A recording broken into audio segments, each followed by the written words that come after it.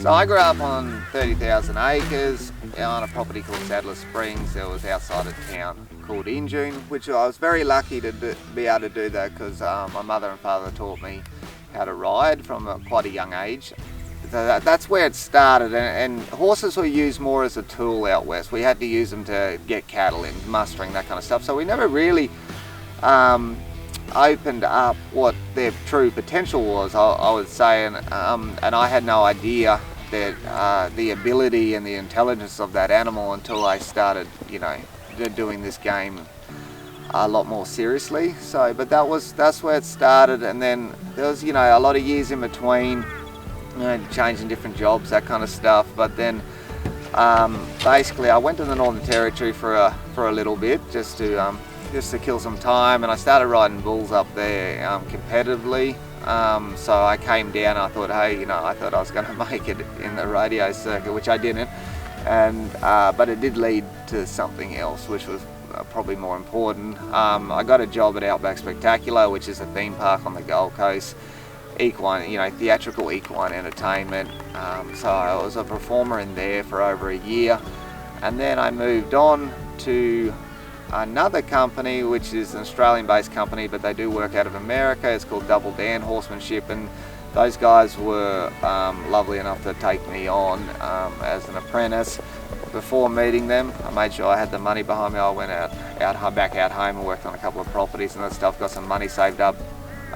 Flew for my first time to America, got a visa, all that kind of stuff, and then I was over there for quite some time, traveling around with the Double Dan horsemanship mob, doing clinics, which are horsemanship schools. We're doing show and entertainment, and we did that all through America and some parts of Canada, and then that's where I really got started and found out truly what a horse is actually capable of, which is a lot more than what I originally thought. So they've done a lot for me.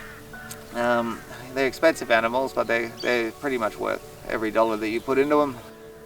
So the question that comes now is, what do I actually do with horses? What is my role or my discipline or what I specialize in? I like to think that I specialize in liberty. Liberty is a discipline or an art really of being able to control a horse with no restraints such as halters, bridles, all that kind of stuff. The horse is at liberty and you're still able to give it cues and instructions to pull off certain maneuvers and certain tricks, all that kind of stuff.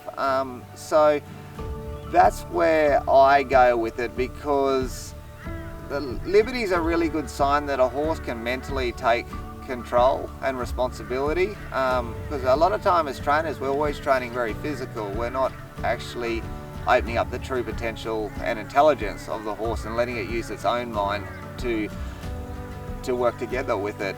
So that's the reason I like liberty. When I first saw it, I was like, that's so cool. How do you get a horse to do that without touching it? And it really just comes down with allowing that horse to take responsibility for its own actions.